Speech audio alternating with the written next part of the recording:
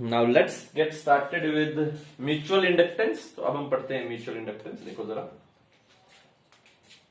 Mutual inductance जैसा कि नाम से ही मालूम पड़ रहा है, पहले सेल्फ था अब म्यूचुअल है।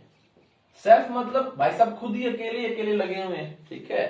म्यूचुअल में मतलब क्या है, यहां पर दूसरा भी है, ठीक है। तो म्यूचुअल फंड्स में बहुत सारे फंड्स होते हैं, ठीक है। एक ही मालूम है तो म्यूचुअल फंड क्या होता है, मुझे ज्यादा नहीं मालूम लेकिन थोड़ा बहुत मालूम है, ठीक है।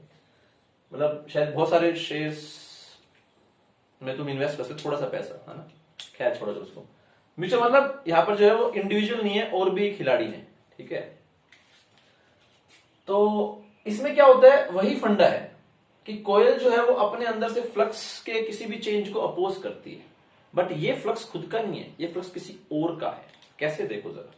तो अगर मैं एक एग्जांपल लूं तो मैं ऐसे एग्जांपल ले सकते हैं, ये नीले वाली कोयल हो गई है हमारी, कोयल कोयल, ठीक है, कोयल नहीं है, कोयल। ये अपनी काली वाली कोयल है, इसको मैंने प्राइमरी कोयल बोल दिया है, इसको मैंने सेकेंडरी बोल दिया है। अगर मैं प्राइमरी में करंट फ्लो कराऊं आईपी का, ये ऐसा आएगा, ऐसा जैसा भी आएगा मैग्नेटिक फील्ड, कुछ मैग्नेटिक फील्ड आएगा, ठीक है, अच्छी बात है। वो मैग्नेटिक फील्ड का कुछ हिस्सा इससे भी लिंक करेगा, कुछ नहीं करेगा, कुछ करेगा कुछ नहीं करेगा, ठीक है। तो जब हमने यहां पर करंट फ्लो कराया तो एक मैग्नेटिक फ्लक्स आया, लेट्स से इस डायरेक्शन में आया, उसका कुछ हिस्सा सेकेंडरी से भी लिंक होगा, कुछ नहीं होगा। वो डिपेंड करता है कपलिंग कोफिशिएंट पे, डिस्कस करेंगे बाद में क्या होता है कपलिंग कोफिशिएंट, ठीक है। अब अगर मैं इस आईपी को चेंज करने की कोशिश करूं तो क्या होगा, तो ये वाली कोयल इस करंट चेंज को रोकेगी, किस वाले फंडे से, सेल्फ इंडक्टेंस वाले फंडे से, ठीक है। कि इस करंट को अगर चेंज करोगे तो इसके अंदर का फ्लक्स चेंज होगा, जिसको ये अपोज करेगी। ये तो हम ऑलरेडी पढ़ चुके हैं, ये अभी भी होगा। ऐसा नहीं है कि म्यूचुअल में सेल्फ नहीं लगेगा, सेल्फ तो लगेगा। अगर तुम आई प्राइमरी को चेंज करोगे तो प्राइमरी कोयल तुम्हारी उसको अपोज करेगी, चेंज को, चेंज होने से रोकेगी। ये प्रॉपर्टी सेल्फ इंडक्टेंस है, ऑलरेडी पढ़ ली है, इसलिए दोबारा से नहीं देख रहे हैं, लेकिन ये लगेगा जरूर ये वाला फंडा। अब क्योंकि ये वाला फ्लक्स इससे भी लिंक कर रहा था, तो ये जो सेकेंडरी कोयल है ये भी इस चीज का अपोज करेगी। ये कहेगी कि जो तेरा फ्लक्स है बहन, वो मेरे से भी लिंक हो रहा था, तो अगर तेरे फ्लक्स में कोई चेंज लेकर के आ रहा है तो उससे मुझे भी फर्क पड़ेगा, तो मैं भी उस चेंज को अपोज करती हूं। तो ये सेकेंडरी कोयल जो है ये भी प्राइमरी की करंट चेंज को अपोज करेगी, ठीक है। और कोयल, ये इसी कोयल की इस प्रॉपर्टी को म्यूचुअल इंडक्टेंस कहते हैं। और इसमें जो ईएमएफ इंड्यूस होगा इसके कारण, उसको म्यूचुअली इंड्यूस ईएमएफ बोलेंगे, और इस फिनोमिना को म्यूचुअल इंडक्टेंस बोलेंगे। मेरे ख्याल से बात क्लियर है। जैसे अगर तुम्हारे कोई भी एक्ट ऐसा है जो तुम्हारे पापा की सैलरी कम कर रहा है, तो तुम्हारे पापा ही अपोज नहीं करेंगे उसका, तुम भी अपोज करोगे, क्योंकि पापा की कुछ पॉकेट मनी तो तुम्हारे खाते में भी जा रही है ना। तो वही वाली कहानी हो गई यहां पर कि इससे भी कुछ ना कुछ फ्लक्स लिंक हो रहा है, तो इसमें जो करंट चेंज होगा, जिसके कारण फ्लक्स चेंज होगा, उसको यही कोयल अपोज नहीं करेगी, ये वाली कोयल भी अपोज करेगी। तो इस जो कोयल की ये प्रॉपर्टी, इसी को म्यूचुअल इंडक्टेंस बोलते हैं। अगर ये अपोज करेगी तो कैसे अपोज करेगी, कुछ करंट वगैरह पैदा करके, ठीक है, कुछ ईएमएफ इंड्यूस करके। इस ईएमएफ को बोलेंगे म्यूचुअली इंड्यूस्ड ईएमएफ, और इस फिनोमिना को बोलेंगे म्यूचुअल इंडक्टेंस। तो यहां पर मैं पहले थोड़ा मैथमेटिक्स लिख देता हूं, अभी तुम्हें लिखना नहीं है मैथमेटिक्स, पहले तुमने समझ लिया है। पहले हम ये पूरा जो मैंने बात बोली है इसको लिख देंगे, और फिर हम ये वाला मैथ लिखेंगे। मैथ क्या है, flux through secondary is proportional to current through primary, ठीक है। जो इससे जो फ्लक्स है that is proportional to the current in the primary. अब अगर हम इसको जो है वो प्रोपोर्शनलिटी को हटाएंगे तो यहां पर ये म्यूचुअल वाला आ जाता है, और ये हो गया आईपी। तो सेकेंडरी में अगर तुम ईएमएफ बोलोगे प्राइमरी के कारण, तो that will be minus of D phi S by D T, जिसको हम लिख सकते हैं minus of M D I P by D T, ठीक है। तो ईएमएफ सेकेंडरी क्या हो जाएगा बच्चों, minus of M D I primary by D T, और ईएमएफ प्राइमरी क्या हो जाएगा, minus M D I S by D T, ठीक है। मतलब उल्टा, मतलब जो सेकेंडरी का ईएमएफ है वो किसके रेट ऑफ करंट पे डिपेंड कर रहा है? पहले वाले के रेट ऑफ करंट पे। म्यूचुअल काम है ना, ठीक है। ये दोनों में कॉमन रहता है। इट डजेंट मैटर कि तुम प्राइमरी इसको बनाओ सेकेंडरी इसको बनाओ या प्राइमरी इसको बनाओ सेकेंडरी इसको बनाओ, डजेंट मैटर। जो ये कोफिशिएंट है जिसको म्यूचुअल इंडक्टेंस बोल रहे हैं, ये सेम रहेगा, ठीक है। इसको बोलते हैं म्यूचुअल इंडक्टेंस। तो ये सेम रहेगा, वो हम लिखवाएंगे भी आगे, तो टेंशन लेने की लोड नहीं है। किस किस चीजों पे डिपेंड करेगा, कैसे इसको निकालते हैं, ये सारी बातें डिस्कस करेंगे। पहले इस फिनोमिना को लिख लेते हैं। तो पहले तुम ये हेडिंग डाल करके म्यूचुअल इंडक्टेंस या म्यूचुअल इंडक्शन, तुम इस वाले पूरी कहानी को लिखो जरा। मैं लैंग्वेज के फॉर्म में लिखाता हूं, फिर तुम मैथमेटिक्स नोट करना, ठीक है। तो लिखो जरा पहले क्या कहानी है। When two coils are placed close to each other, ठीक है। ऐसे नहीं कि इन्फिनिटली दूर पड़े हैं, फिर कुछ म्यूचुअल नहीं आएगी। अगर अमेरिका में एक कॉइल पड़ी दूसरी यहां पे पड़ी है तो क्या अपोज करेगी वो उसका, ठीक है। उस केस में m जो है वो 0 हो जाएगा, ठीक है। वो हम देखेंगे। अगर इन्फिनिटली दूर रख दोगे दोनों कॉइल्स को तो m 0 हो जाएगा, 0 हो जाएगा तो फिर e सेकेंडरी का वैल्यू 0 हो जाएगा, ठीक है। तो थोड़ा सा पास होनी चाहिए, बट सिर्फ पास होने से भी काम नहीं चलता, वो सब देखेंगे। क्या लिखो, when two coils are placed close to each other,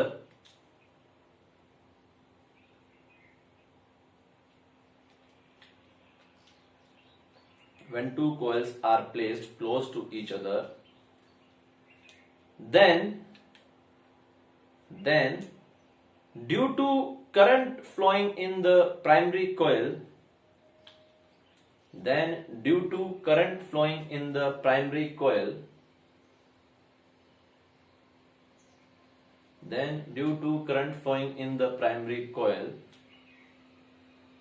there will be some flux associated with secondary coil.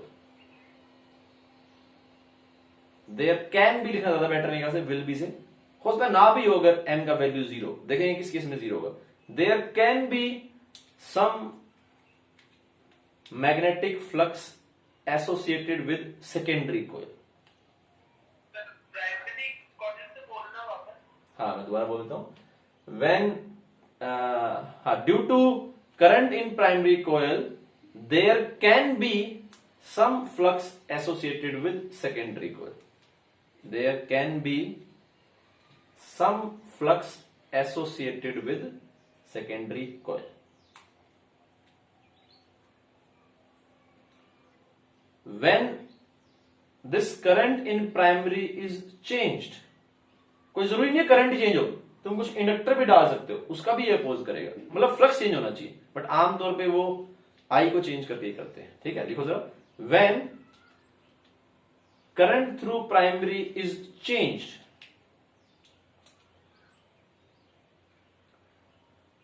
Flux linked with secondary coil also changes. When current through primary changes,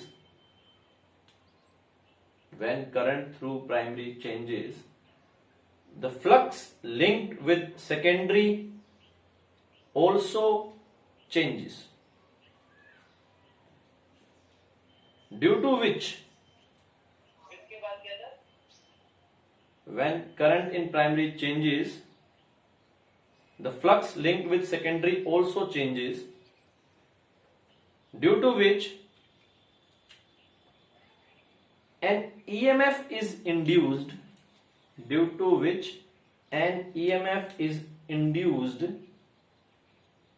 in secondary coil. Primary में भी होगा but वो self inductance वाला होगा, उसकी चर्चा कर चुके हैं, फिर दोनों कंबाइन भी करके देखेंगे एक क्वेश्चन में। बट अभी क्या है, सिर्फ और सिर्फ म्यूचुअल को समझ रहे हैं, ठीक है। Due to which an EMF is induced in secondary coil, due to which an EMF is induced in secondary coil. This EMF is known as mutually induced EMF. This EMF is known as mutually induced EMF. This EMF is known as mutually induced EMF.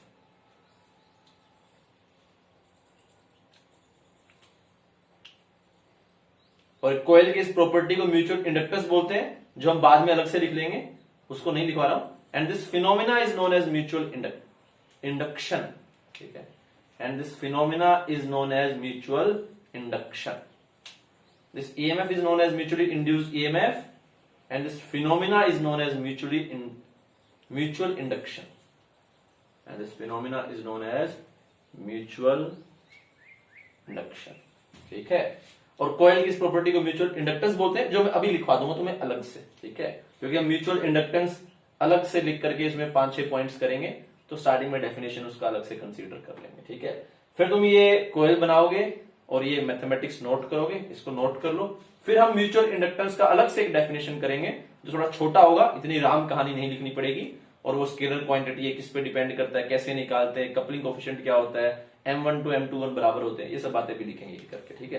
पहले फटाक से तुम इसको note करो ताकि हम आगे बढ़ सके। चलो अब देखते हैं आगे। तो हेडिंग डाल लेते हैं म्यूचुअल इंडक्टेंस, तो पहले ही डाला हुआ है हमने, ठीक है। अच्छा होता हम पहले म्यूचुअल इंडक्शन डालते, अब म्यूचुअल इंडक्टेंस डाल लेते हैं, खैर एनीवेज। तो पहले वाले को म्यूचुअल इंडक्शन कर लो, ठीक है। हमने फिनोमिना बता दिया ना क्या होता है म्यूचुअल इंडक्शन, पहले वाले को म्यूचुअल इंडक्शन कर लो, इसको म्यूचुअल इंडक्टेंस कर लेते हैं। तो म्यूचुअल इंडक्टेंस क्या है, पहले डेफिनेशन,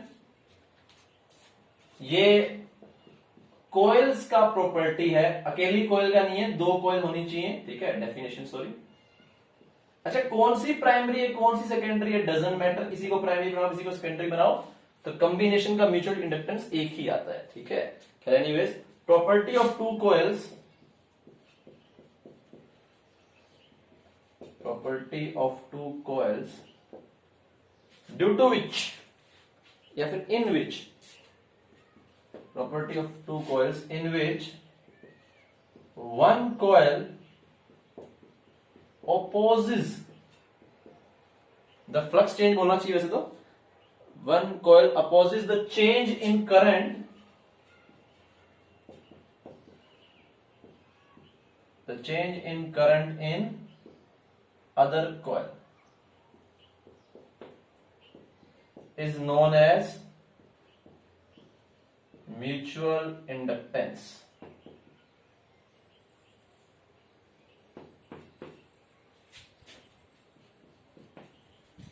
ठीक है,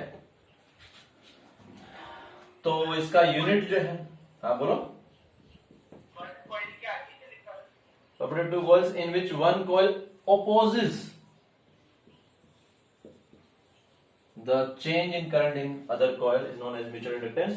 यूनिट इसका सेम एज एल, यानी कि weber, same as self inductance, जो कि क्या था, वेबर पर एम्पियर, ठीक है। और ये भी एक स्केलर क्वांटिटी है,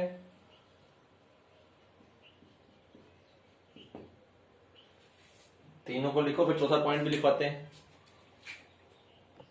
चलो देखो जरा, 3 पॉइंट हो गए हैं। चौथा पॉइंट है कि द वैल्यू ऑफ एम, वही वाली बात दोबारा से, value of M is independent of IP, E है ना, करंट, ईएमएफ, इनके इंडिपेंडेंट है, and depends upon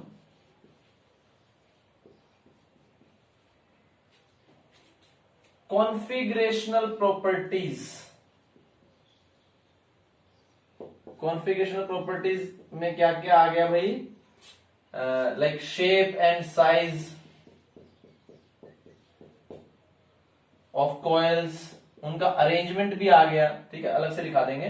configuration properties like shape and size of coil, ठीक है, रिलेटिव अरेंजमेंट ऑफ कॉइल, ये एक नया आ गया है क्योंकि इसमें 2 हैं, तो उनका कॉइल्स का अरेंजमेंट क्या है वो भी डिपेंड करेगा, like shape and size of coil, relative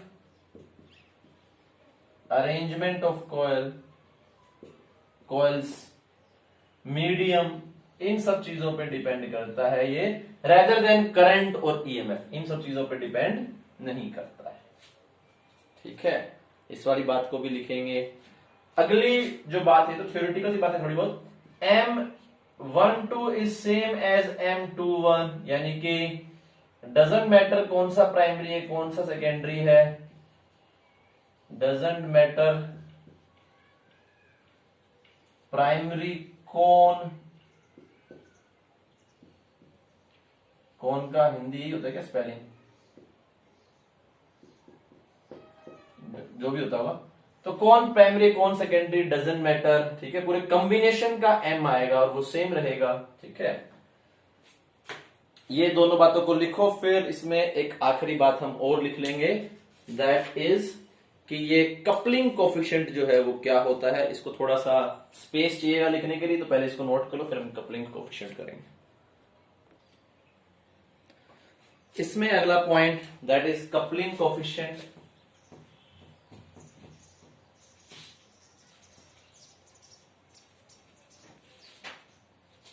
ठीक है, तो म्यूचुअल इंडक्टेंस जो है वो होता है K under root L1 L2, ठीक है, जहां पर L1 L2 जो है वो सेल्फ इंडक्टेंसेस हो गए हैं,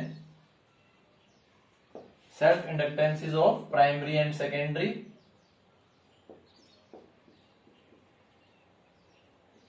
है ना, और K को हम बोलते हैं coupling coefficient.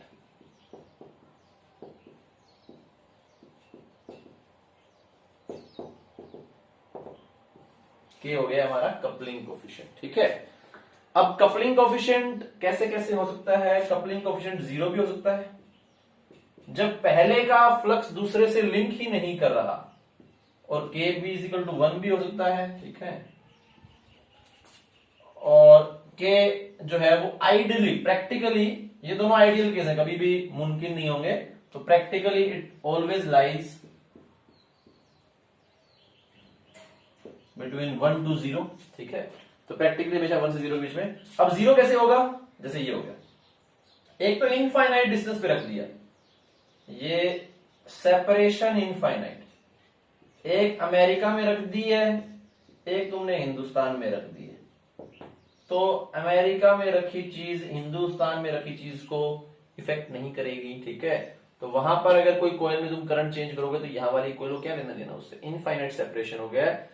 The flux of the primary doesn't link with the flux of, मतलब the flux of the primary doesn't link with secondary coil, तो पहले के कारण कोई भी जो फ्लक्स है वो सेकेंडरी में नहीं आ रहा है, सेपरेशन इनफाइनाइट हो गया है, ठीक है, ये ए केस कर लिया। अगर इसी में बी केस देखें तो ये वाला थोड़ा इंटरेस्टिंग है, एक कॉइल ऐसी है एक कॉइल ऐसी है, तो इसका जो फ्लक्स है इसके प्लेन को टच करता हुआ चला जाएगा, अगर यहाँ पे करंट आई है तो इसका फ्लक्स कैसा होगा, ऐसा, तो ये ऐसे टच करता हुआ चला जाएगा, ऐसा, तो इससे जो फ्लक्स है एसोसिएटेड वो 0 होगा। तो ऐसी दो कोसेंट्रिक तो पता नहीं बोल सकते कि नहीं बोल सकते, क्योंकि सेंटर तो दोनों का सेम ही है, लेकिन दोनों के प्लेन्स परपेंडिकुलर है, ठीक है, तो दो कॉमन सेंटर रखती हुई रिंग्स जिनका प्लेन परपेंडिकुलर हो, ठीक है, रेडियस ऑलमोस्ट सेम, ठीक है, या रेडियस सेम ना भी हो तो भी कोई दिक्कत नहीं है सच, तो उसमें क्या होता है, ये फ्लक्स जो है ना, फ्लक्स जो सेकेंडरी से है वो 0 होगा, क्योंकि इसका जो प्लेन है वो ऐसा हो जाएगा और मैग्नेटिक फील्ड ऐसी, दोनों में एंगल जो है वो 90 डिग्री हो जाएगा। समझ पा रहे हो तुम, इसको लाइंस जो है वो क्रॉस नहीं कर रही है ना, जो ये वाली जो मैग्नेटिक ये वाली जो रिंग है इसका जो मैग्नेटिक फील्ड हॉरिजॉन्टल और इसको क्रॉस नहीं कर रहा है, टच करते हुए जा रहा है, ठीक है, तो यहां से फ्लक्स जो है वो पहले का कुछ भी कोई भी फ्लक्स सेकेंडरी से लिंक नहीं कर रहा है, तो ये एक अच्छा एग्जांपल है जहां पर कपलिंग 0 हो जाती है।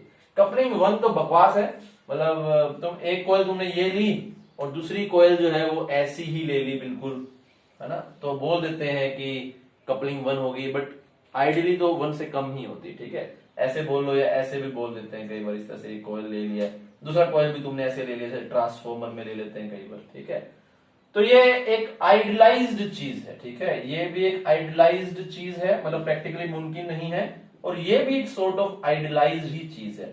भाई अमेरिका का फ्लक्स यहां से कोई प्रभाव नहीं करेगा, बट हल्का से तो करेगा, ऐसे तो नहीं कहते बिल्कुल नहीं करेगा, लेकिन वो वैल्यू उसकी नेग्लिजिबल होगी, ठीक है, जैसे तुम्हें जो है वो किसी 6 गैलेक्सीज दूर कोई बैठा तारा भी इफेक्ट कर रहा है, बट नेग्लिजिबल इफेक्ट है, ठीक है, मेन तो इफेक्ट सन का है, मून का है, इनका है, ठीक है, तो इसको तुम लोग नोट कर लो कि ये आइडियलाइज कंसेप्ट है, ये भी आइडियलाइज है, ये प्रैक्टिकली मुमकिन है, ठीक है, ये तो थोड़ा सा अच्छा लगा, एक बस इसमें ये वाली चीज थोड़ी सी अच्छी लगी, थोड़ी सी जो जानने लायक है, बाकी सब तो बकवास ही है, ठीक है। तो आमतौर पे वो कपलिंग कोएफिशिएंट दे देता है कि कपलिंग कोएफिशिएंट जो है वो इतना है, तो तुम्हें म्यूचुअल इंडक्टेंस खुद भी निकालना पड़ सकता है, ठीक है। और भी इसको निकालने के तरीके होते हैं, वो हम देखेंगे। तो हम करेंगे steps to find out mutual inductance. पहले इस कबाड़ को नोट करो ताकि फिर हम म्यूचुअल इंडक्टेंस वाले स्टेप्स पे जा सके, कैसे इसको कैलकुलेट करना है। म्यूचुअल इंडक्टेंस, तो अब स्टेप्स कर लेते हैं।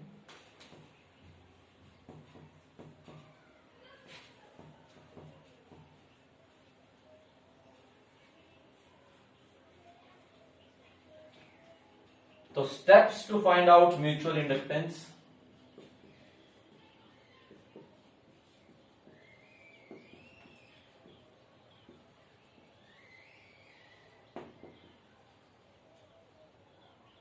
पहला स्टेप,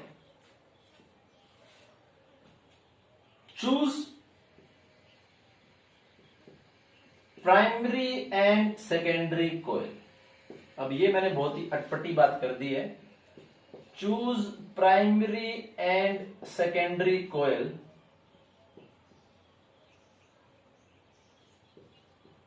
वाइजली।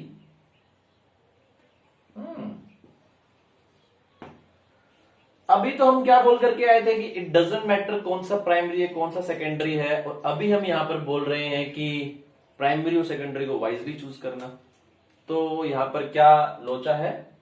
लोचा कुछ नहीं है, तुम प्राइमरी किसी को मानो सेकेंडरी किसी को मानो, इट डजंट मैटर, बट दिक्कत आएगी तुम्हें फ्लक्स कैलकुलेट करने में। ऐसा हो सकता है कि एक केस में तुम फ्लक्स कैलकुलेट कर पाओ, दूसरे केस में ना कर पाओ। जैसे अगर ऑप्शन ये हो गए, इसका पूछे तुमसे कोई सेल्फ इंडक्टेंस, तो वैसे थोड़ी करोगे, इसमें करंट फ्लो कराओगे, इससे क्या फ्लक्स आएगा?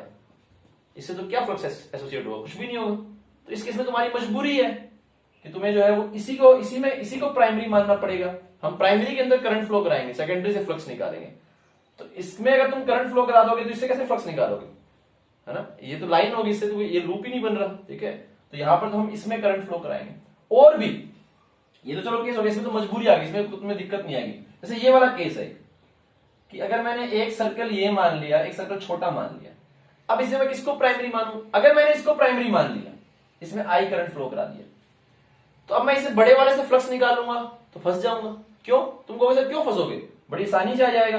लेट्स से इसका रेडियस स्मॉल आर है, इसका रेडियस कैपिटल आर है, तो इसका मैग्नेटिक फील्ड हो गया म्यू नॉट आई अपॉन में 2r, और इसका एरिया हो गया पाई कैपिटल आर स्क्वायर, निकल के आ तो गया फ्लक्स। दिक्कत क्या है? तो दिक्कत ये है कि ये जो मैग्नेटिक फील्ड है इसकी सेंटर पर होती है, यहां कुछ अलग होगी, बाहर तो डायरेक्शन ही बदल जाती है। तो समझ रहे हो? इसी क्वेश्चन में तो ये एरर हो गया, क्योंकि तुमने क्या एज्यूम कर लिया कि म्यू नॉट आई अपॉन में 2 स्मॉल आर, पूरे रीजन में मैग्नेटिक फील्ड है एक ही डायरेक्शन में, जो कि गलत है। यहां पे जो है वो मैग्नेटिक फील्ड ऐसी होगी, यहां पर ऐसी होगी, और वैल्यू यहां पर अलग होगा, ठीक है। तो यहां से तुम्हारा कैलकुलेट करना तुम्हें मुश्किल हो रहा है। और तो तुम प्राइमरी सेकेंडरी किसी को मानो, अगर तुम कंप्यूटर से एक फ्लक्स कैलकुलेट कर लोगे तो आंसर जो है वो सेम निकल करके आएगा दोनों से, बट हम जो है वो निकालने में सक्षम नहीं है।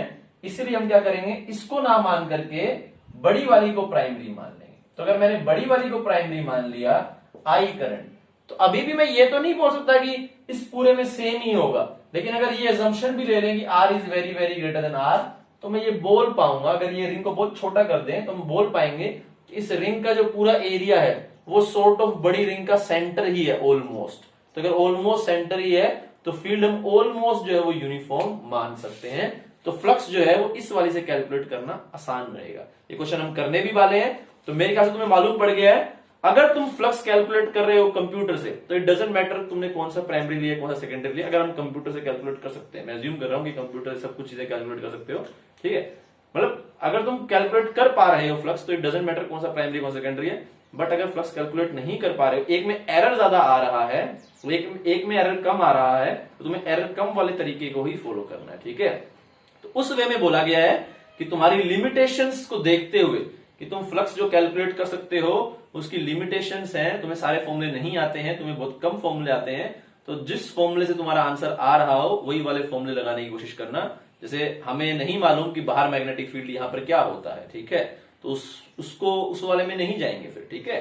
तो इसलिए इस एंगल से बोला गया है कि choose primary and secondary wisely, ठीक है। कई बार तो मजबूरी ही होगी, जैसे पहले वाला केस मैंने बताया था, वहां पे तो कोई ऑप्शन ही नहीं बचेगा। खैर एनीवेज, इसको हम क्वेश्चन को करेंगे भी, अभी इसको होल्ड पे रख लेते हैं। हमें मालूम पड़ गया है कि कैसे मुझे प्राइमरी और सेकेंडरी चूज करना है। Choose primary and secondary coil wisely. Second, flow IP in primary. तो आईपी में जो है वो प्राइमरी में जो है वो आईपी करंट फ्लो करा दो। हम साथ साथ में यहां से एग्जांपल कर भी लेते हैं, क्या दिक्कत है, कोई हर्जा ही नहीं है। साथ में यहां पे एग्जांपल देख लेता हूं ताकि बात अच्छे से समझ में आ जाए। तो एग्जांपल हमें इसका निकालना है, इसका एम निकालना है सिस्टम का, यही केस। इसको मान लेते हैं N1, इसको मान लेते हैं N2, इसको मान लेते हैं R2, इसको मान लेते हैं R1। ठीक है, दिख रहा है सभी को, दिख रहा होगा। ये R2, ये R1, ये N1, ये N1 N2 टर्न्स है, जाहिर सी बात है। ठीक है, ये टर्न्स इन प्राइमरी हो गए। प्राइमरी तो नहीं बोला उसने, प्राइमरी तो हम बनाएंगे। ठीक है, तो पहला choose primary and secondary coil wisely, हमने चूज कर लिया। हमने बोला मैं तो इसको मानूंगा प्राइमरी। ठीक है, इसको प्राइमरी से सेकेंडरी मान लिया। तो फ्लो आईपी इन प्राइमरी, तो प्राइमरी में हमने आईपी कैलकुलेट कर लिया। ठीक है, फ्लो करवा दिया। थर्ड, बीपी निकालो, कैलकुलेट बीपी। प्राइमरी का मैग्नेटिक फील्ड, तो यहां पर हम करेंगे थर्ड स्टेप आ जाएगा। बीपी विल बी, कितना होता है magnetic field, mu naught I upon 2r into में N1, तो N1 mu naught I P by 2r1, ये हो गया। फिर fourth step is calculate flux secondary. Interesting, secondary flux निकालना है। ठीक है, प्राइमरी नहीं। तो यहां पर हम बात करेंगे सेकेंडरी फ्लक्स की। तो secondary flux will be, secondary flux कितना होगा तुम्हारा, सेकेंडरी फ्लक्स होगा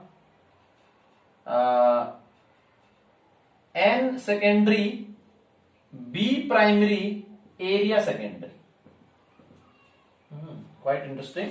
तो number of turn secondary, magnetic field क्योंकि प्राइमरी का फ्लक्स मैग्नेटिक फील्ड लिंक कर रही है यहां से, तो मैग्नेटिक फील्ड प्राइमरी लेंगे और एरिया तो उसी का लेंगे। जो नंबर ऑफ टर्न्स एरिया उसका, बस मैग्नेटिक फील्ड दूसरे का यूज कर लिया। ठीक है, तो यहां पर हो जाएगा N सेकेंडरी यानी कि ये which is N2, B primary is already been calculated, N1 mu naught IP upon में 2R1। ठीक है, एरिया सेकेंडरी पाई R2 स्क्वायर। ठीक है, तो ये हमारा आ गया है। Fifth step is easy, flux secondary is equal to M I P, और यहां से हमें एम मिल जाएगा। तो मैं थोड़ा सा स्पेस बना करके यहां कर देता हूं, कौन से स्टेप को, फिफ्थ स्टेप को। तो वो हमने कर दिया है। This is mu not N1 N2, mu naught N1 N2 pi R2 का स्क्वायर अपॉन में 2R1, और यहां पे IP is equal to M I P, और IP से IP कट गया, तो M का वैल्यू यहां पर निकल करके आ गया म्यू नॉट N1 N2 पाई तो नहीं कट रहा, कहीं पे नहीं कट रहा, पाई R2 का स्क्वायर अपॉन में 2R1। अब इसको याद नहीं रखना है, बस निकालने का तरीका आना चाहिए। ठीक है, इसको नोट कर लो, याद करना इसको इम्पॉसिबल है, याद करना भी नहीं है। इसको नोट कर लो, बिकॉज तुम्हें सारे स्टेप समझ में आ गए हैं। पहले वाइजली चूज करो प्राइमरी कौन सा सेकेंडरी कौन सा है, फिर आईपी फ्लो करवाओ जो प्राइमरी मान है उसके अंदर, फिर आईपी का ही बीपी निकालो, है ना, उसी का मैग्नेटिक फील्ड, फिर फ्लक्स दूसरे वाले से सेकेंडरी से। ठीक है, which will be N secondary B primary area secondary. ठीक है, इन दोनों में डॉट है, एन तो वेक्टर नहीं है। फिर जो आया है फाइव एस, उसको एम आई पी के बराबर कर दो, आईपी कट जाएगा, जो बचेगा वो एम होगा। ठीक है, इसको नोट कर लो। कोई डाउट है तो इसके अंदर जरूर पूछ सकते हो। इसका मैं आंसर जो है वो जरूर चेक कर लेता हूं। हाँ बोलो।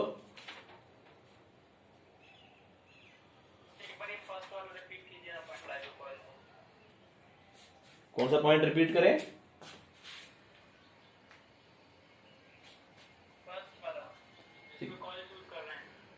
हाँ, तो कोयल वो चूज, अगर तुमने अंदर वाले को प्राइमरी मान लिया तो बाहर वाले से फ्लक्स निकालना पड़ेगा। फिर तो बाहर वाले से फ्लक्स कैसे निकालोगे जब तक तुम्हें इस एरिया में मैग्नेटिक फील्ड ही नहीं मालूम। मैग्नेटिक फील्ड क्यों नहीं मालूम इसमें?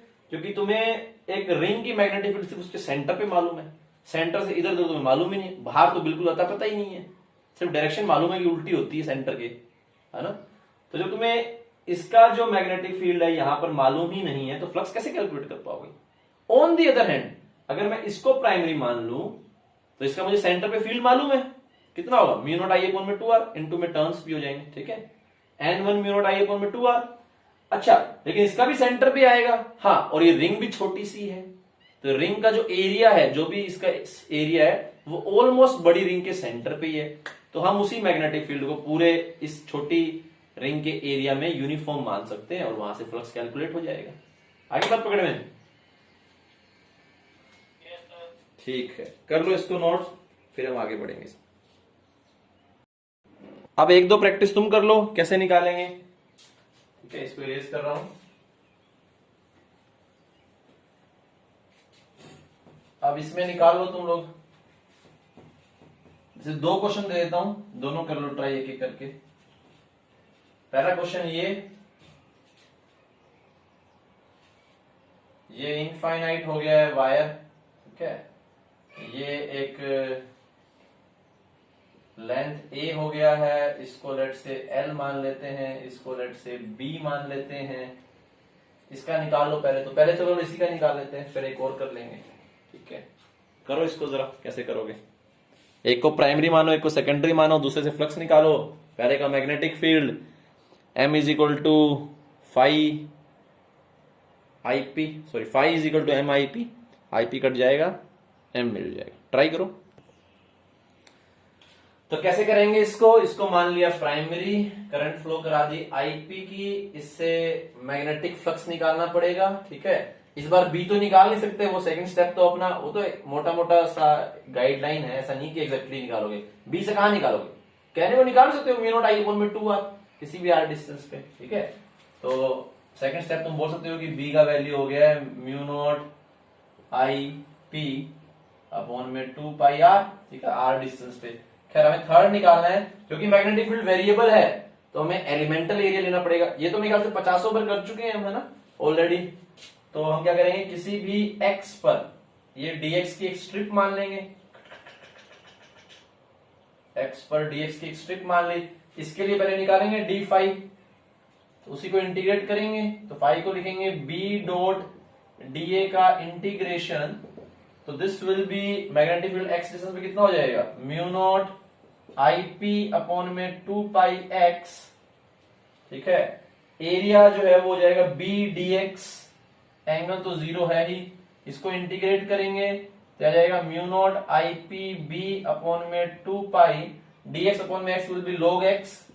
लिमिट पुट कर देंगे, शुरू हो रहा है a से, आखिर में a प्लस एल, तो a से a प्लस एल, ये तो हम 50 बार कर चुके हैं ना ऑलरेडी। तो ये तुम्हारा आ गया फ्लक्स थ्रू सेकेंडरी, इसका वैल्यू कितना हो गया है, इसको हम लिख सकते हैं एम आई पी, और उसका वैल्यू हो गया है mu naught I P B log A plus L upon में ए डिवाइडेड में 2 पाई, आईपी से आईपी कट जाएगा, तो एम जो है उसको लिख पाएंगे म्यू नॉट बी अपॉन में 2 pi log A plus L upon में ए।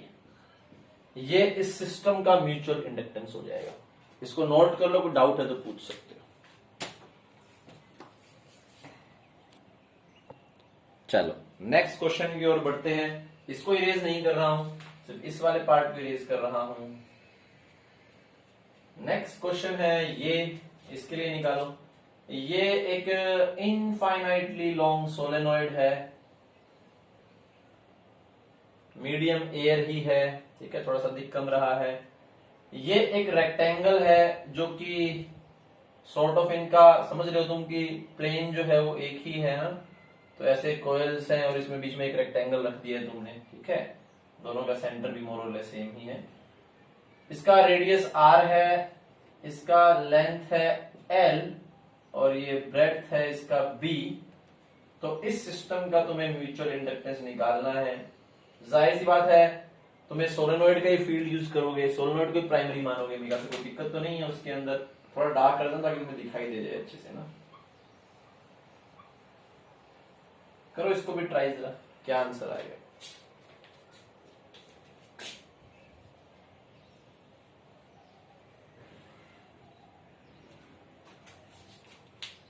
Give it.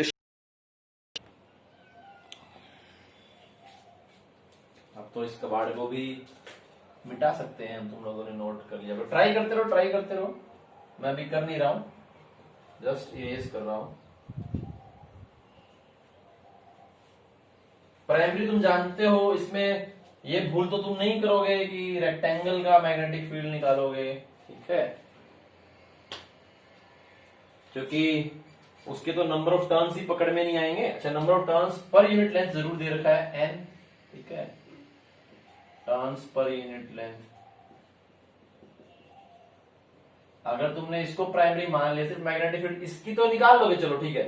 तुम कहते हो सर मैं ज्यूम भी कर लेता हूँ कि रेडियस बहुत छोटा है, तो भी चलो ठीक है, ये बकवास बकूस करके तुम इसके लिए निकालोगे। यहाँ पे तो कुछ और हो जाएगी, यहाँ पे तो कुछ और हो जाएगी, यहाँ पे कुछ और हो जाएगी, और ये तो इनफाइनाइटली लॉन्ग है, आगे वाले टर्म्स के लिए कोई हिसाब ही नहीं रहेगा। तो एडवाइजेबल क्या है, प्राइमरी किसको मानोगे, इसको मानो। इसको तुमने माना आईपी, तो सेकंड स्टेप होता है BP which is mu naught N IP. Third step होता है फ्लक्स सेकेंडरी से। अब यहां पर गलती मत कर देना, फ्लक्स सेकेंडरी क्या होता है, एन सेकेंडरी, वो तो 1 ही है क्योंकि कुछ गिवन नहीं है। मैग्नेटिक फील्ड प्राइमरी, ठीक बात है। एरिया सेकेंडरी, लेकिन यहां पर भूल ये वाली हो सकती है, कौन सी भूल, कि सेकेंडरी फ्लक्स को तुमने यहां पर लिख दिया है, नंबर ऑफ टर्न्स तो 1 ही है। मैग्नेटिक फील्ड जो है वो तुमने लिख दिया है mu naught N I P, बिल्कुल ठीक बात है। एरिया तुम जो है यहां पर एल भी लिख सकते हो, लेकिन मैंने तुम्हें पहले ही बताया कि इसका जो मैग्नेटिक फील्ड है वो ऐसा होगा। अगर इसका मैग्नेटिक फील्ड ऐसा होगा तो उसी एरिया से मल्टीप्लाई करना है रेक्टेंगल के जिस एरिया में मैग्नेटिक फील्ड हो, ठीक है। ये अगर मैं दे देता तो ज्यादा बढ़िया रहता कि L B greater than R, ठीक है, एल और बी दोनों ग्रेटर देन आर है। तो इसको अगर मैं साइड व्यू देखूं इसका, यहां से अगर इसको देखने की कोशिश करूं, मुझे कुछ ऐसा नजर आएगा। ये कैसा नजर आएगा, इस तरह से। तो ये हो गया है B, ये हो गया है L, और ये हो गया है R। तो जिस एरिया में सोलेनोइड है उसी एरिया में मैग्नेटिक फील्ड है। तो यहां पे तुम बोल सकते हो कि dot dot dot dot dot, यहां पे B का वैल्यू 0 है। तो यहां पर तुम्हें ध्यान रखना है, वो एरिया रेक्टेंगल का ही है, लेकिन वो एरिया जिसमें मैग्नेटिक फील्ड है। अब हम क्या करें कि वो इतना ही एरिया है, उसका वैल्यू पाई आर स्क्वायर निकल करके आएगा। तो ये वाली भूल तुम, मेरे ख्याल से तीसरी बार आ रही है ये वाली बात, है ना, कि ये वाली बात जो है वो तीसरी बार निकल करके आ रही है। हमने इलेक्ट्रिक फ्लक्स में भी किया है, मैग्नेटिक फ्लक्स में भी किया है, और अब तीसरी बार भी यहाँ पर मैग्नेटिक फ्लक्स के हम इसके अंदर कर रहे हैं, इस क्वेश्चन को ले रहे हैं। तो ये वाली बात ख्याल रखनी है कि ये बी प्राइमरी, एरिया प्राइमरी नहीं है, एरिया सेकेंडरी है, बट वो सेकेंडरी का वो एरिया जिसमें मैग्नेटिक फील्ड है, ठीक है। That area of secondary which has magnetic field present in it, जो भी फ्रंट इनका। तो सेकेंडरी फ्लक्स को हम लिख पाएंगे बच्चों m इंटू में I primary. Secondary flux is mu naught N I primary pi r square is equal to m I primary. I primary कट जाएगा यहां से, और m का वैल्यू आ जाएगा mu naught N pi r square. इसको नोट कर लो, डाउट है तो पूछ सकते हो।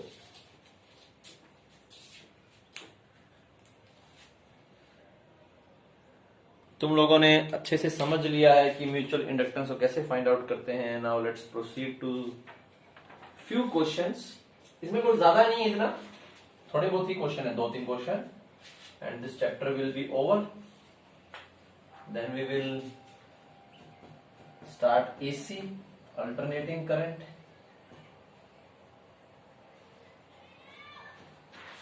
उससे पहले इसे कर लेते हैं एक बार।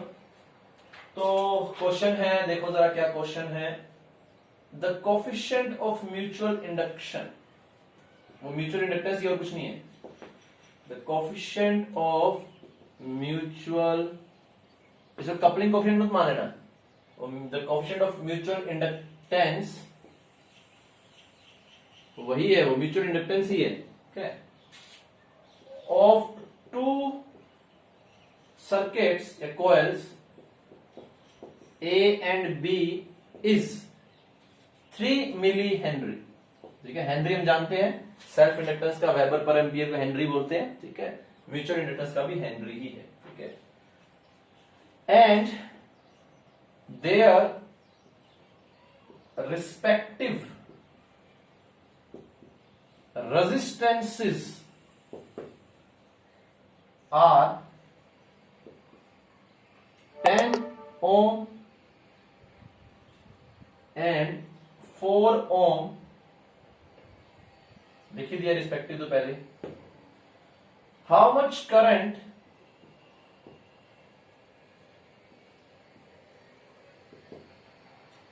should change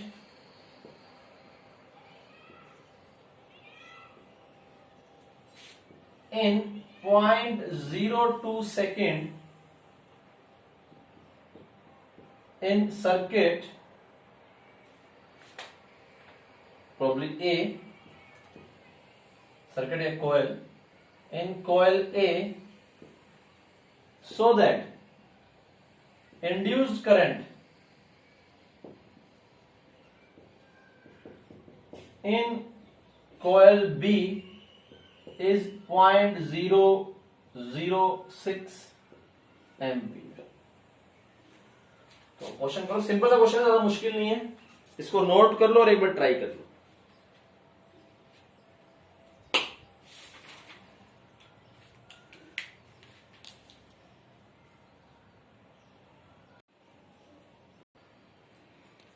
let's do it. क्या बोल रहा है ये कि म्यूचुअल इंडक्टेंस 3 है और उनके रेजिस्टेंस भी दे रखे हैं, जरूरत पड़ेगी तो ले लेंगे. How much current should change in 0.02 second in coil A so that induce current in coil B is इतना. ठीक है, तो पहला हम काम कर लेते हैं. हम बोलेंगे जो इंड्यूस करंट है वो बी में जो है that will be EB upon में आर. ठीक है, तो इंड्यूस करंट का वैल्यू बी में है 0.006 EB. Resistance of B is 4. तो ईबी का वैल्यू आ गया बच्चों यहां से 0.024 वोल्ट. अच्छी बात है. अब ईबी क्या होगा बच्चों? ईबी होगा, माइनस माइनस का तो कोई सीन नहीं है, वो तो सिर्फ डायरेक्शन के लिए. ईबी होगा M D I P by D T, जिसको हम delta I P by delta T भी लिख सकते हैं, क्योंकि एम तो कांस्टेंट ही अल्टीमेटली. ठीक है, हमें वैसे भी इंटरवल जो है वो 0.02 देकर रखा है. तो ईबी का वैल्यू पुट कर दूंगा 0.024. एम जो है वो दे रखा है 3 मिली हेनरी, यानी कि इसको भी लिख दें, इसको लिख देते हैं 24 इंटू में 10 की पावर -3, और इसको दे रखा है 3 इंटू में 10 की पावर -3, और डी आई पी यानी कि चेंज इन करंट जो कि हमें निकालना है. तो डी डेल्टा आई ए, अच्छा प्राइमरी यानी कि ए है. ठीक है, सॉरी ई बी था ये, तो ई बी है तो ये क्या हो जाएगा आई ए. ठीक है, डेल्टा आई ए अपॉन में डेल्टा डी कितना है बच्चों? 0.02 सेकेंड है ना. तो ये -3 से -3 कट गया, ये आ गया यहां से 8, और ये हो जाएगा डेल्टा आई ए का वैल्यू 8 इंटू में 0.02 विच विल बी 0.16 एम्पियर. सिंपल, ये मेरे से फॉर्मूला बेस्ड है. अच्छा इंट्रोडक्टरी क्वेश्चन है, फॉर्मूले रिवाइज हो गए, और तो कुछ भी नहीं है. डाउट है तो जरूर पूछ सकते हो, नहीं तो इसको नोट कर लो.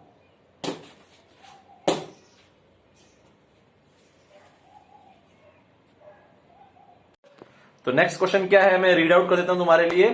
2 आइडेंटिकल सोलेनॉइड कोयल्स हैं, दोनों का इंडक्टेंस L है, सेल्फ इंडक्टेंस, और उनके टर्न्स जो है वो सेम सेंस में हैं, their turns are in same sense. उनके बीच में डिस्टेंस कुछ ऐसा है कि कपलिंग कोफिशिएंट हाफ है. तब तुम्हें पूरे सिस्टम का जो है वो सेल्फ इंडक्टेंस निकालना है. इसको नोट कर लो और इसको एक बार ट्राई करो. Let's see how we will do it. Erase कर रहा हूं, कुछ भी इसमें ऐसा नहीं है जो हमें डाटा याद रखना हो. सेल्फ इंडक्टेंस L है, कपलिंग कोफिशिएंट हाफ है, इतनी बात ध्यान रखनी है. अब देखो क्या होगा. दोनों सीरीज में है, दोनों में टर्न्स जो है वो सेम सेंस में. Cut cut cut cut cut, ये ऐसे, ये भी इस तरह से. ये L1 का वैल्यू L है, ये L2 का वैल्यू L है. ठीक है, तो यहां पे जो तुम्हारा L इक्विवेलेंट अगर मैं बोलना चाहूं तो मैं बोलूंगा L1 plus L2 plus 2 times mutual inductance. ठीक है, तो पहले म्यूचुअल इंडक्टेंस निकाल लेते हैं। अच्छा ऐसा क्यों, अभी मैं एक्सप्लेन करूंगा। पहले म्यूचुअल इंडक्टेंस निकाल लेते हैं। म्यूचुअल इंडक्टेंस क्या होती है, म्यूचुअल इंडक्टेंस क्या होती है, के रूट L1 L2। ठीक है, थोड़ा सा दूर है तो रिफ्लेक्शन आ रहा है, मे बी अब थोड़ा कम आए। ठीक है, तो m जो है वो तुम्हारा क्या हो गया, के रूट L1 L2। के का वैल्यू हाफ और ये दोनों बराबर हैं, तो L square which will B L/2। तो L इक्विवेलेंट का वैल्यू यहां से आ जाएगा, L1 का भी L, L2 का भी L और म्यूचुअल इंडक्टेंस का L/2। तो आंसर हो जाएगा बच्चों 3L। थोड़ा सा समझ लेते हैं ऐसा क्यों हुआ। देखो अगर तुम यहां पर जो है लेट से ये तुम्हारी करंट है, इसमें करंट फ्लो कर रही है, फ्लक्स होगा कुछ, लेट से ऐसा फ्लक्स है करंट, चलो ऐसे ही मान लें, ऐसी करंट के कारण लेट से ऐसा फ्लक्स है। ठीक है, टर्म्स कुछ इस तरह से है कि ऐसा फ्लक्स है, यहां से भी लिंक कर रहा होगा, यहां से भी लिंक कर रहा होगा। ठीक है, फ्लक्स कुछ इसका इस तरह से है जो कि यहां से भी लिंक कर रहा है, कुछ यहां से भी लिंक कर रहा होगा। ठीक है, अब जैसे मैं इस करंट को घटाने की कोशिश करूंगा तो ये क्या बोलेगा, नहीं घटाना, क्योंकि मेरा सेल्फ फ्लक्स जो है वो बदलेगा। तो उसके लिए क्या आ गया, L1। ये भी बोलेगा भाई मेरा भी ऐसा ही है, मैं भी नहीं घटने दूंगा करंट को, मैं भी इसका अपोज करना चाहूंगा। जो तू बोल रहा है वो बिल्कुल ठीक है, क्योंकि तेरे अंदर करंट घट रही है, मेरे अंदर भी करंट घट रही है, और मेरा भी सेल्फ फ्लक्स घट रहा है, और मेरा सेल्फ फ्लक्स उसी दिशा में है जिस दिशा में तेरा सेल्फ फ्लक्स है, और मैं भी नहीं चाहता ये करंट घटे, और मैं भी चाहता हूं ये करंट उतनी ही बनी रहे, तो मैं भी इसका अपोजिशन करता हूं। फिर आएगा, ये बोलेगा मेरा सिर्फ मेरी ही नहीं, जो तेरे अंदर जो करंट फ्लो कर रही है, तेरा जो मैग्नेटिक फील्ड है उसका भी कुछ, मेरे में जो है दो फ्लक्स लिंक कर रहे हैं, एक मेरी मैग्नेटिक फील्ड के कारण एक तेरे वाला फ्लक्स भी लिंक कर रहा है। तो जो मेरा जो मैग्नेटिक फील्ड के कारण फ्लक्स है वो भी ऐसा है, ठीक है, और जो तेरे कारण आ रहा है वो भी इसी दिशा में है। तो मैं सिर्फ अपना सेल्फ इंडक्टेंस ही अपोज नहीं कर रहा हूं, मैं म्यूचुअल भी अपोज कर रहा हूं, क्योंकि जो तेरा फ्लक्स कम हो रहा है ना वो मेरे से भी कुछ ना कुछ लिंक हो रहा है, आधा लिंक हो रहा है मेरे से, कपलिंग कोएफिशिएंट मेरा हाफ है। ठीक है, तो मैं तेरे फ्लक्स चेंज को भी अपोज करता हूं, सिर्फ अपने को नहीं, तेरे वाले फ्लक्स चेंज को भी अपोज करता हूं। ये भी बोलेगा कि मेरे से भी गलती होगी बहन, मैं भी तेरे वाले फ्लक्स के जो चेंज है उसके उसको जो है वो अपोज करूंगी, जो तेरे अंदर फ्लक्स चेंज हो रहा है। तो ये खुद का कर रही है, ये खुद का कर रही है, और ये इसका कर रही है, और ये इसका कर रही है। इसीलिए L1 plus L2 plus 2 times M।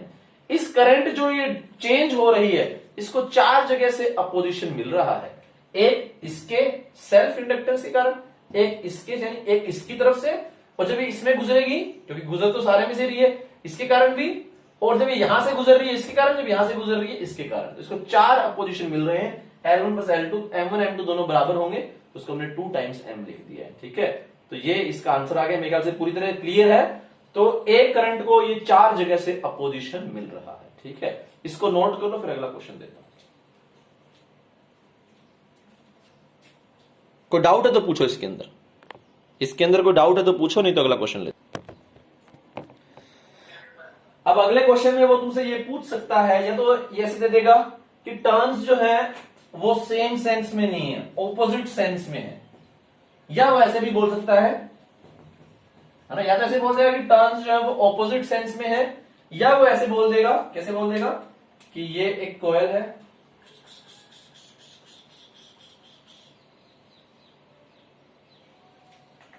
और दूसरा ऐसे दे देगा,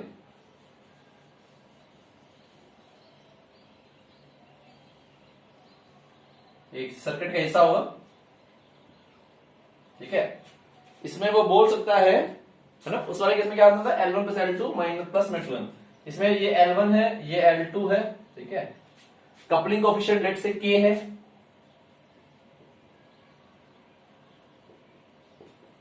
ठीक है, तो इस क्वेश्चन को दो तरीके से पूछ सकता है, एक तो कि ऐसे ही बना दे और बोल दे कि टर्न्स जो है वो ऑपोजिट सेंस में है, या फिर टर्न्स के बारे में कुछ भी ना बोले और ऐसा बना दे डायग्राम, तो वो अपने आप ही अंडरस्टूड है कि इस बार वो उल्टे वाला सिनेरियो लेने की कोशिश कर रहे हैं। तो इस केस में क्या आंसर आएगा बच्चों, थोड़ा सा दिमाग लगाओ, तो क्या बोल पाएंगे हम, देखो इसको हम साथ मिलकर के करते हैं, कोई बताएगा क्या आंसर आना चाहिए, तुम्हारा दिमाग क्या बोलता है।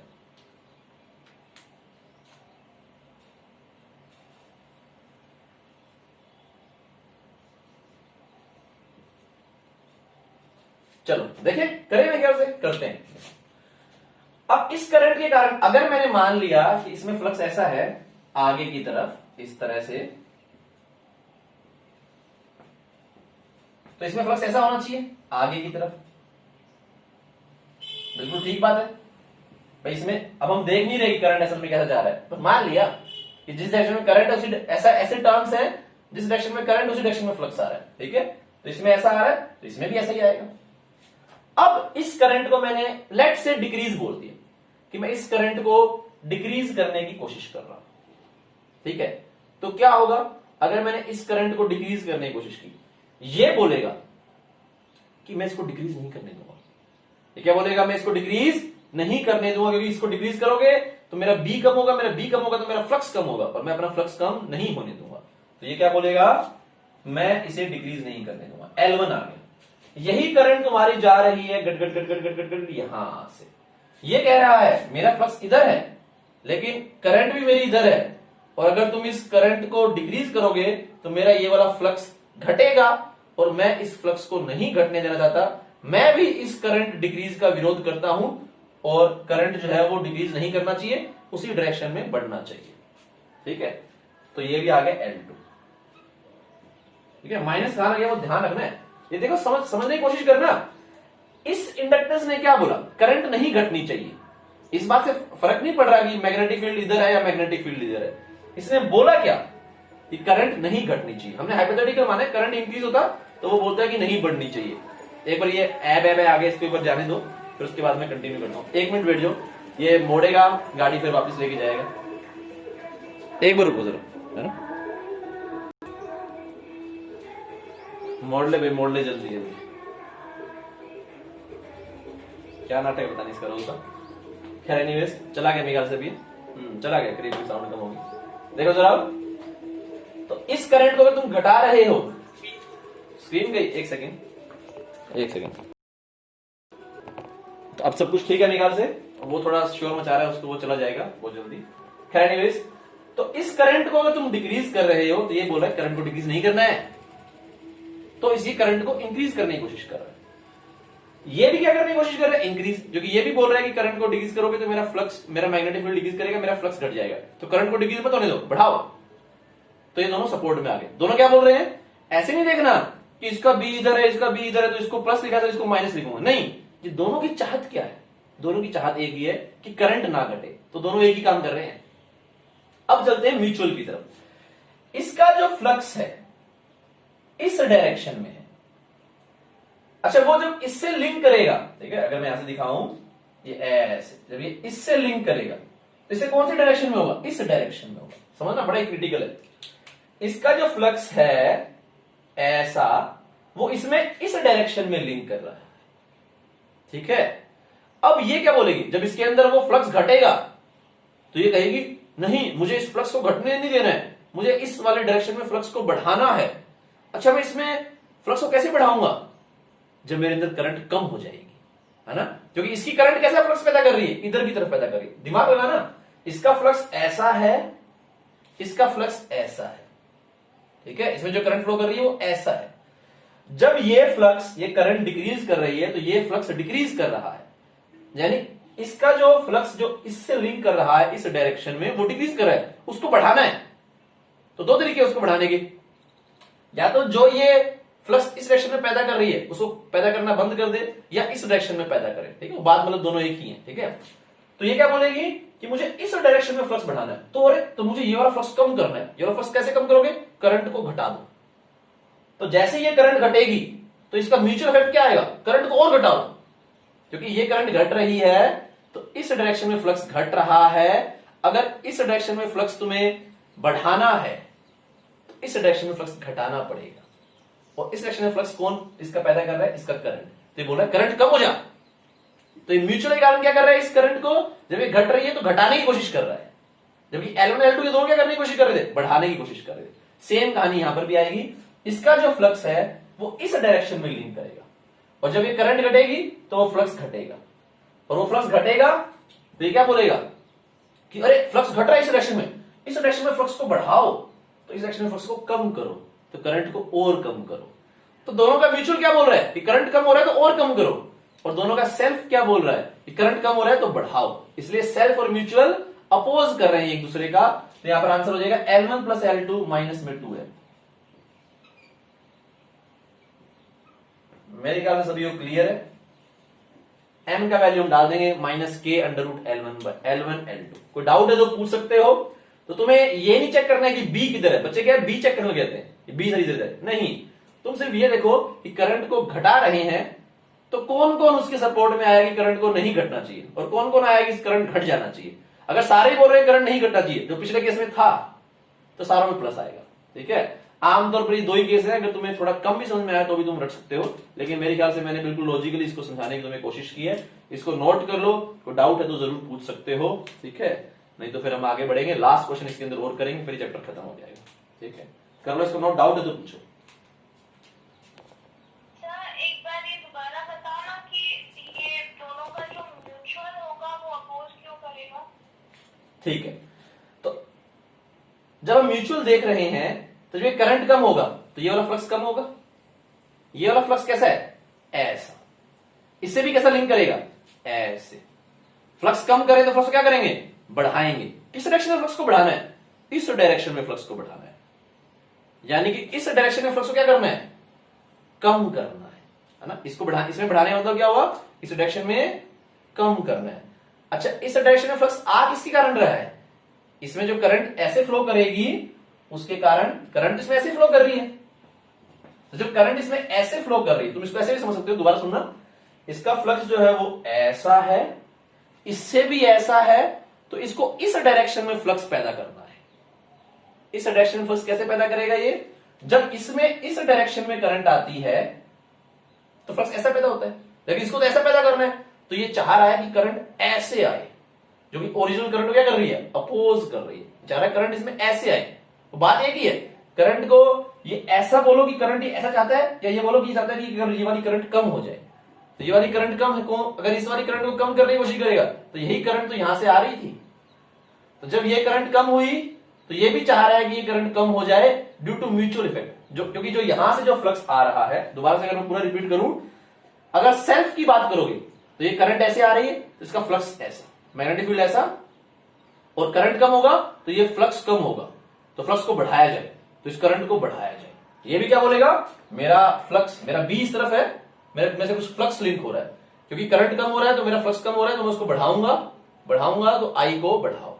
लेकिन म्यूचुअल में क्या कहानी घट रही है, इसका जो फ्लक्स इधर की तरफ है, देखो इसका फ्लक्स इधर की तरफ है, वो इससे भी लिंक कर रहा है इधर की तरफ। लेकिन अगर ये करंट को तुम जो है वो घटाओगे, ये समझने की कोशिश करो यहां पे हो क्या रहा है, क्योंकि दोनों का चाहत यही है, इस तरफ वाला फ्लक्स ना घटे, क्योंकि वो घट रहा है। तो दोनों की चाहत यहां पर यही है कि ये वाला फ्लक्स जो है वो ना घटे। अब इसका क्या तरीका होगा कि ना घटे, इसका तरीका होगा कि करंट को बढ़ा दिया जाए। लेकिन ये क्या बोलेगा, है ना, इसके फ्लक्स के लिए ये क्या बोलेगा, अरे मैं तो खुद इस डायरेक्शन में पैदा कर रहा हूं, पहले मैं तो रुकूं। ठीक है, तो कैसे रुकेगा, मेरा करंट कम कर दो, नहीं तो मैं पहले जो इधर, जो इसका जो फ्लक्स जो इधर जा रहा है वो घट रहा है, उसको बढ़ाना है। मैं क्या कर रहा हूं, मैं तो इधर पैदा कर रहा हूं, मैं अपने वाला तो घटा लूं। ठीक है, तो अपने वाला कैसे घटाएगा, अपनी करंट घटा करके। ठीक है, तो करंट घटाने का मतलब हो गया कि ये करंट कम हो रही है, और इसका म्यूचुअल इफेक्ट क्या बोल रहा है कि करंट को और कम करो, क्योंकि जब तुम इस करंट को कम कर रहे हो तो इस डायरेक्शन में फ्लक्स घट रहा है, जो मुझसे लिंक हो रहा है, जिसे मुझे बढ़ाना है। लेकिन अगर तुम करंट को मैं बढ़ाने लग जाऊंगा तो मैं खुद इधर पैदा करने लग जाऊंगा, वो और घट जाएगा। मुझे घटाना नहीं है, मुझे उसको बढ़ाना है, तो मैं अपना फ्लक्स जो इधर की तरफ आ रहा है उसको रोक लूं। ठीक है, कई बार ऐसे होता है ना, कई बार ऐसा होता है कि तुम्हारा कोई अपोज कर रहा है ना, सपोज करो तुम्हारा कोई दुश्मन है, या तुम्हारा कोई भी ऐसा, जैसे तुम्हारा कोई शुभ चिंतक है लेकिन उसकी बात तुम्हें चुभती है। ठीक है, जिसके कारण तुम डिप्रेस हो जाते हो, तो वो तुम्हें कैसे सपोर्ट कर सकता है, कुछ ना बोल करके। वो बोलते हैं तुम्हारी मदद करने के लिए, लेकिन तुम्हारी मदद करने के लिए बोलता है, तुम उसको उल्टा ले जाते हो, तो तुम क्या अपना नुकसान कर लेते हो। उस आदमी ने समझ लिया है कि अगर मैं कुछ ना करूं, मैं अपना फैक्ट कम कर लूं, तो इसको सपोर्ट मिल जाएगा। यही कहानी यहां पर है। इसका मैग्नेटिक फील्ड इधर की तरफ है, अगर ये चाह रहा है कि इसका जो फ्लक्स इससे लिंक कर रहा है वो ना घटे, तो इसको क्या करना है, थोड़ा सा अपना इफेक्ट कम कर लेना है। इसलिए ये कह रहा है कि करंट थोड़ी कम हो जाए। ठीक है, आगे निकाल से बात समझ में नहीं आई तो पूछ लो दोबारा से, नहीं तो हम लास्ट क्वेश्चन लेकर के आगे बढ़ते हैं। क्लियर है मेरे ख्याल से तो कि नहीं है? ये समझ आ चलो अब हम आगे बढ़ते हैं, इसमें एक आखिरी क्वेश्चन ले लेते हैं, फिर उसके बाद जो है वो हम ये चैप्टर हमारा खत्म हो जाएगा।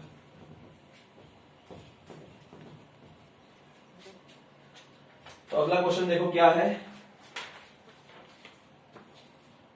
तो इस चैप्टर का आखिरी सिंपल सा question, 2 coils are at fix location, coil 1 है कॉइल 2 है। जब कॉइल 1 में कोई करंट नहीं है, हैज नो करंट, तब करंट कॉइल 2 में जो है वो इंक्रीज कर रहा है at the rate 15 ampere per second. ठीक है, और ईएमएफ जो है वो कॉइल 1 में है 25 मिली वोल्ट। जब coil 2 has no current and coil 1 में जो करंट है वो 3.6 एम्पियर है, तो फ्लक्स जो लिंक करेगा कॉइल 2 से वो कितना होगा। थोड़ा सा कंफ्यूजिंग है किसमें करंट है किसमें क्या है, लेकिन अगर लाइन बाय लाइन चलोगे तो 2 सिनेरियो होंगे।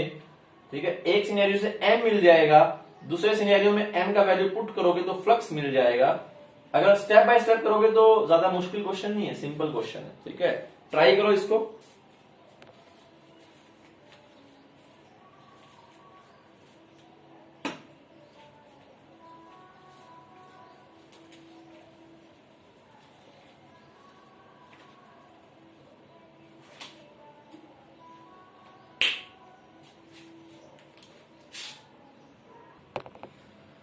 तो बोला गया है कि 2 कॉइल्स हैं 1 और 2, है ना। तो ये हमने बना दी 1 और ये बना दी 2। ठीक है, तो 1 और 2 कॉइल हमने बना दिए। ठीक है, अब ये बोल रहा है when coil 1 has no current, इसमें कोई करंट नहीं, इसमें करंट 0 है, एंड करंट इन कॉइल 2, इसमें दे रखा है di2/dt, कितना दे रखा है, increase at rate 15 ampere per second. तो ईएमएफ इसमें इतना आ जा रहा है भाई, करंट इसमें चेंज हो रही है, ईएमएफ इसमें आ रहा है, यानी ये कौन सा ईएमएफ है, म्यूचुअली इंड्यूस्ड ईएमएफ है। बात समझ में आ रही है कि नहीं आ रही?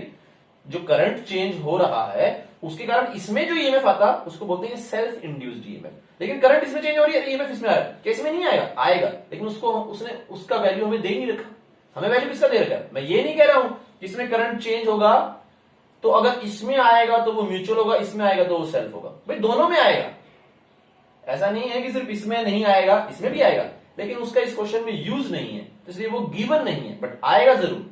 और इसमें जो ईएमएफ इंड्यूस होगा उसको हम बोलेंगे म्यूचुअली इंड्यूस ईएमएफ। ऐसा नहीं है कि या तो ये होगा या तो ये होगा, दोनों हो सकते हैं एक साथ, कोई दिक्कत नहीं है।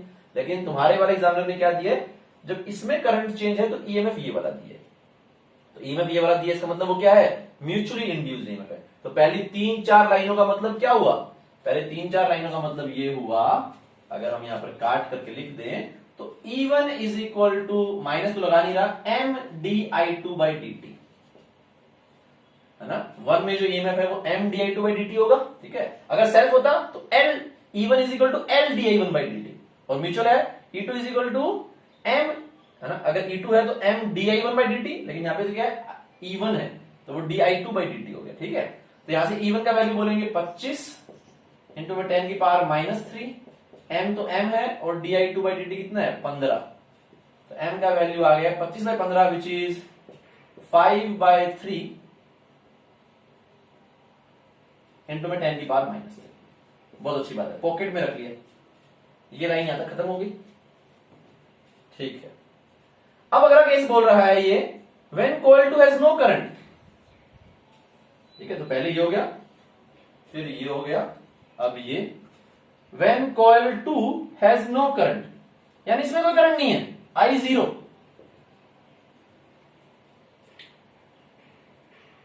ठीक है, when coil 2 has no current and coil 1 has current 3.6 ampere, तब coil 2 से जो फ्लक्स लिंक है, फ्लक्स जो लिंकेज है वो कितना होगा। तो भाई इसमें करंट ही नहीं है, तो फ्लक्स कहां से आएगा, इसकी वजह से आएगा। इसकी वजह से आएगा तो कौन सा फ्लक्स होगा, म्यूचुअल फ्लक्स होगा। तो यहां पर लिखेंगे phi2 का वैल्यू कितना हो जाएगा, mi1, बस आ गया आंसर। अब m तो बदलेगा नहीं, m तो वही है, कितना है 5/3 इंटू 10 की पावर -3, और इसका वैल्यू है 3.6, तो ये आ गया है 1.2, 12×5 = 60। ठीक है, तो 6 बन जाएगा, तो आ जाएगा 6 मिली वेबर। ठीक है, ये कैलकुलेशन तो कर लोगे। 1.2 इंटू में 5 कितना होता है, 12 पंजे 60। ठीक है, तो 60 का एक पॉइंट हट जाएगा, तो 6 इंटू में 10 की पावर -3 यानी कि 6 मिली वेबर, ये आंसर हो जाएगा इसका। ठीक है, तो पहला स्टेप ये, सेकंड स्टेप ये, थर्ड स्टेप ये, इसको तुम लोग नोट कर सकते हो और हमारा ईएमआई चैप्टर यहीं पर खत्म होता है। ठीक है, अगला हमारा चैप्टर जो है वो एसी रहेगा, इसको नोट कर लो बच्चों, इस चैप्टर को अच्छे से कर लो। हमने इसको बहुत डिटेल में किया है, बहुत सारे एलआर के क्वेश्चन भी बहुत डिटेल में किए हैं, म्यूचुअल इंटरेस्ट के भी हमने बहुत सारे क्वेश्चन किए हैं। ठीक है, और पूरा चैप्टर ही हमने बहुत डिटेल में किया है। अगर तुम इसको ठीक से पढ़ करके क्वेश्चंस अटेम्प्ट करोगे और फिर उन अटेम्प्ट्स के क्वेश्चंस के डाउट पूछोगे, तो चैप्टर जो है वो थोरली क्लियर हो जाना चाहिए मेरे हिसाब से। तो यार इसको नोट कर लो, इतना ही था चैप्टर।